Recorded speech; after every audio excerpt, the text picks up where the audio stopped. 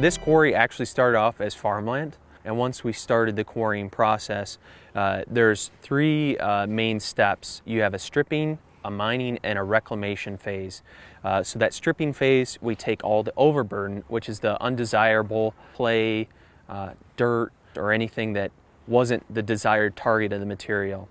That second phase is in that mining phase, which is broken up really into two more phases, a drill blast phase and a processing phase. We have what is called high walls. Those high walls are made by drilling and blasting.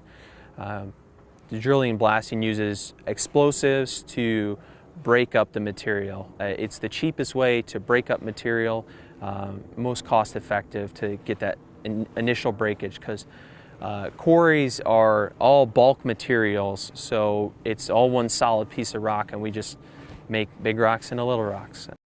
The second component to the mining phase is the processing.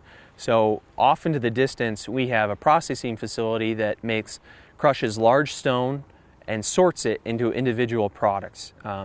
It goes through a primary crusher, it gets screened off of that primary crusher, it goes into a secondary and tertiary crusher to bring that rock down into smaller and smaller pieces so that it can then be sorted for the specific individual use products. How many tons we produce in a given year is dependent on the market, whether that is the road market, the commercial market with housing, backfill, so it's all market dependent on the speed that we progress. Once the quarry is completely depleted of its reserves, it goes through a reclamation phase, and that tends to be a phase of sloping, and based on your permits, you reclaim the quarry back into its end use, which is most likely in limestone quarrying is a large lake, and that lake can be developed into home properties that have lakefront properties, or commercial type markets that have large water source. There are various end uses for quarries in specific.